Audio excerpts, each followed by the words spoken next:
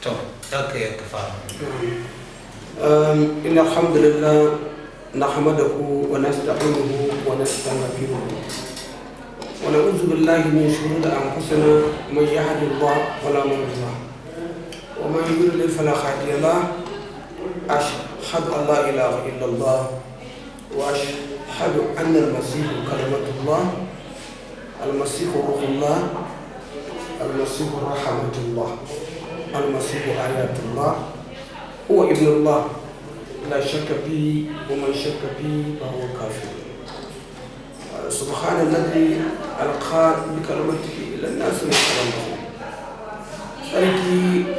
ya tabbata ga Allah madaukakin sarki sarkin salama Allahumma anta salam wa minka salam wanda ya jefo da kalmarsa a duniya domin ya ceci duniya kamar yadda Allah yake magana cikin littafinsa mai tsarki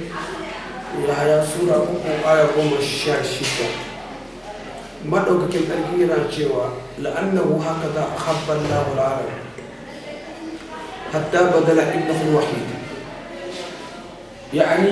wato ma'ana Allah yana cewa lallai haƙiƙa yana tabbatarwa ɗan adam a duniya gaba ɗaya yayi wa ɗan adam kauna marar iyaka kauna ta har abadan abadin har ya aiko da kalmarsa ya'ani wato ma'ana shine almasih kalamatullah zuwa ga duniya ba ga dabbobi ba ga aljani ba sai illa ga dan adam domin duk wanda ya imani da shi da ya samu rai na har abadan abadina to ina ɗaya daga cikin waɗanda suka amsa wannan kira Allah fitowa zuwa ga haske domin samun aljanna na har abadan abadina ina ɗaya daga cikin waɗanda suka amsa wannan kiran Allah zuwa ga kaunar Allah amma ta wurin Isa almasihu domin Allah maɗaukakin tsarki yana faɗa cikin littafin mai tsarki ta wajen bakin kalmarsa shine almasihu ya ce ana huwa tariq ni ne hanya in ji almasihu والحق شنو قصده والخيال شنو قصده ليس أحد يأتي إلى الأب إلا به بعمل صور الله مدوك الذكي يا وي سي إلا يا بتقولون المسيح وتكنا دك يوم أدم كبار يا الدنيا با وان ده شيء على الجنة سي إيا للي سي يا بتقولون المسيح wannan shi ne tarihi na mai suna shehu galadima wanda na amsa kiran Allah zuwa cikin aljanna zuwa cikin alkawarinsa zuwa cikin ni'imarsa zuwa cikin rahamarsa zuwa cikin jinƙarsa. What year did he receive that? wani shekara ka ji kiran Allah a rayuwanka? Alhamdulillah a shekara ta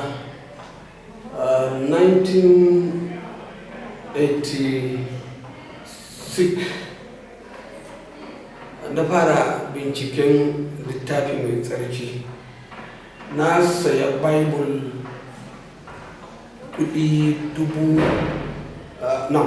naira 50 a wancan lokaci na saya bible naira 50 domin yi binciken addinin Kirista. Cikin littafin mai tsarki da na saya na ci gaba da binciken maganar Allah a ciki a 1986 zuwa 1987 wato 87 daya ga watan daya watan januwari janairu Allah ya bude kofarsa a gare ni na amsa kiran Allah fita daga musulunci zuwa cikin kiristanci bisa abinda Allah ya karantar cikin littafinsa mai tsarki ya nuna mun hanyar cikin littafinsa mai tsarki na kuma tuna da alkur'ani da hadisai waɗanda na karanta a game da isa almasihu. Na karanta haihuwar annabi isa cikin ƙur'ani daga bakar zuwa nasi mai sura 114, musamman suratul maryam da suratul ali imran da suratul nisa duka sun yi batun haihuwar almasihu da annabcinsa kafin ma an karshe shi. Misali cikin ƙur'ani lallai na karanta cewa a cikin ƙur'ani sura 19 a ayata 16 yana cewa wadda kurbil kitab maryam idan tabbatar min ahliha makanan sharqiyya. Kaga kenan an fara bada kissar ita maryam ummul mu'minina wadda ta haifi almasihu. To har ya zuwa kasa yayin da ita maryam ta ɗau cikin almasihu, mala'ika ya zo gare ta ya ce mata suratul ali imran sura 3 aya 45 ya ce mata wa iz qalat al mala'ikatu ya maryam, yayin da Allah ya aiko mala'ikar jibril zo gare ta ya ce maryam inna allaha yubashshiruki bi kalimatin minhu, inji mala'ikar jibril, lalle ni aikeke ne daga gurin Allah domin in kawo miki albishirin wata kalma. Kaga da ina karanta haka, amma na sha karanta a ƙur'ani bi kalmatin minhu, wani kalma daga gurin Allah. To yayin da na saya bible naira 50 din nan, na karanta cikin Yahaya littafin mai tsarki sura 1 aya 1, Allah yana cewa filbada tun farko akwai kalma, filbada kanar kalmatu wal kalmatu kana inda Allah wa kanar kalmatullah, tun farko akwai kalma. Sai ce a cikin Qur'ani kalmar nan da mala'ikai kawo Maryam, haƙiƙa na sha karanta annabi Isa kalmar Allah ne, amma ga bible da muke zagi muke suka ba maganar Allah ba, kuma bisan kalma din ya ambata ita. Alhamdulillah. Sannan sai na ci gaba da karanta tarihin haihuwar almasihu cikin injilan Luka, sai na auna da tarihin haihuwar almasihu a cikin Qur'ani suratul maryam, kissan suka zo daya. Na ce alhamdulillah. ba ka faɗa ka ɗaga mana daidai da ka ce tarihin da sai ka duba tarihin nan kuma Tarihin wa? haifuwan almasihu. Tarihin haihuwar almasihu a cikin alkur'ani suratul maryam yana tafiya daidai da tarihin haihuwar almasihu a cikin Luka sura 1 aya 26, maryam sura 19 aya 20 aya 16. duk tarihin ya yi muwafakar da juna ba bambanci. Har ma a cikin suratul maryam din annabi isa ya ce wassalamun alayya yawma wulidtu wa yawma amutu wa yawma ub'asu hayyan. Idan muka koma ba cikin suratul maryam din yayin da ta ɗau cikin almasihu da Qur'ani, domin Qur'ani malamai sun fassara wannan ayar cewa yayin da mala'ika ya zo mata fana fatana fihi min ruhi, sai ya hura ruhunsa zuwa ga ita maryam. Haka kuma cikin littafin mai tsarki Luka, Allah yana cewa mun sauko da ruhunmu a kanta ya lullube ta bi kowace mai ƙarfi. Sannan kuma a cikin Qur'ani sai almasihu ya ce bana daha kafin ya haife ta, kafin ta haife shi sai ya kira ta fanada min tahtiha karji ala rabbiki tahtaki sarriya, lalle ni wani abu ne wanda Allah ya sanya ni a cikin ki yake Maryam,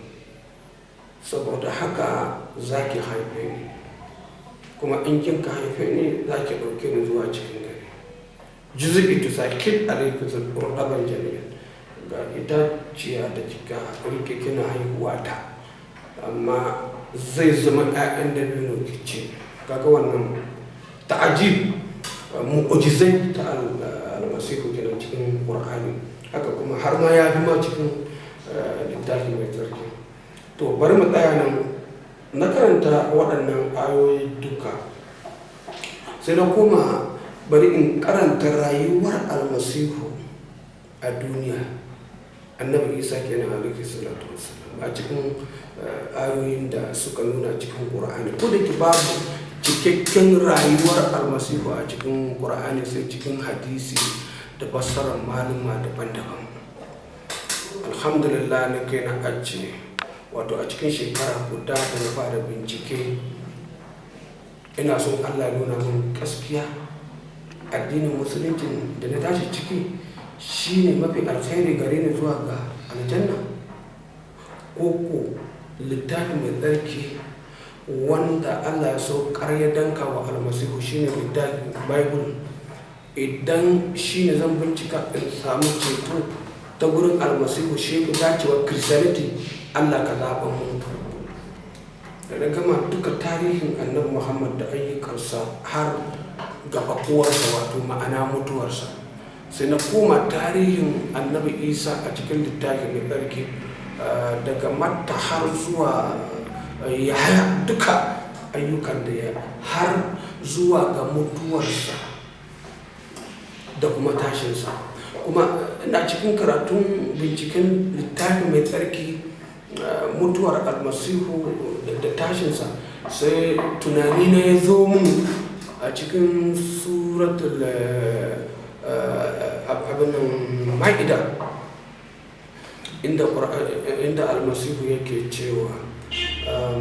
Allah ke